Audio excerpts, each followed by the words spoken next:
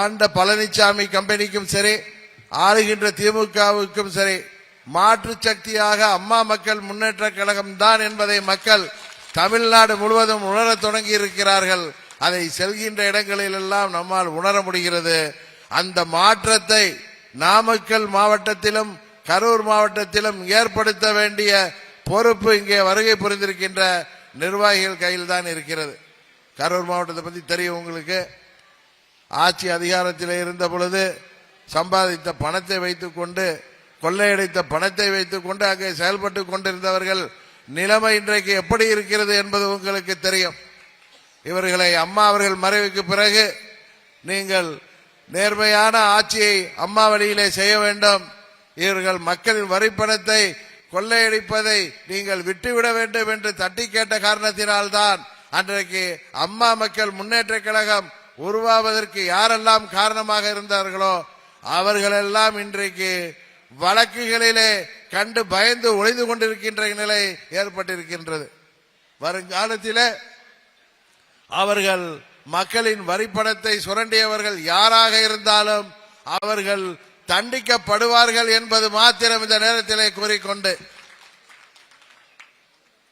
அம்மா அவர்கள் கொடுத்த ஆட்சி காலத்திலே கொள்ளையடைத்த மக்கள் வரிப்பணத்தை எல்லாம் வைத்துக் கொண்டு இன்றைக்கு ஆட்டம் போடுபவர்கள், சுயநலத்தால் புரட்சி தலைவர் அவர்களின் கட்சியை கபலீகரம் செய்திருப்பவர்கள், இரட்டையிலே இருக்கின்ற தைரியத்திலும் பணம் இருக்கின்றது திமிரிலும் அவர்கள் ஆடிக்கொண்டிருக்கிறார்கள்.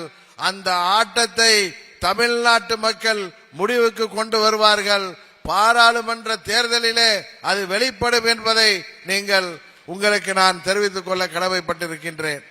அம்மா மக்கள் முன்னேற்ற கழகம்தான் வருங்காலத்திலே ஒரு மாற்று சக்தியாக இருக்கும் என்பதை உணர்த்துகின்ற விதமாக நீங்கள் அனைவரும் இரவு பகல் பாராது அயராது உழைப்பதன் மூலம் வருகின்ற பாராளுமன்ற தேர்தலிலே நாம் வெற்றி முத்திரை பதிப்பதற்கு நீங்கள் அனைவரும் இப்பொழுது முதல் உங்கள் பணிகளை தொடங்க வேண்டும்.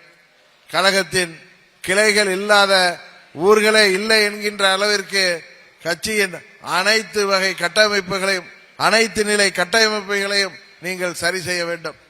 ஒன்றிய செயலாளர்களுக்கும் நகர செயலாளர்களுக்கும் பேரூராட்சி செயலாளர்களுக்கும் மற்றும் நிர்வாகிகளுக்கும் உறுதுணையாக அவர்களோடு பணி செய்வதற்காகத்தான், அவர்களுக்கு மேற்பார்வையிடுவதற்கு அவர்களோடு சேர்ந்து பணியாற்றுவதற்காக தொகுதி பொறுப்பாளர்கள் நியமிக்கப்பட்டிருக்கிறார்கள். அந்த தொகுதி பொறுப்பாளர்களுக்கு நீங்கள் ஒத்துழைப்பு கொடுத்து ஒவ்வொரு தொகுதியிலும் அனைத்து கிராமங்களிலும் நமது கட்சியின் கட்டமைப்பை நீங்கள் சரியாக இருக்கிறதா என்பதை சரிபார்த்து அங்கே தேவையான நடவடிக்கைகளை மேற்கொள்ள வேண்டும். இன்னும் 2 மாதத்திலே பாராளுமன்ற தேர்தல் வர இருக்கின்றது.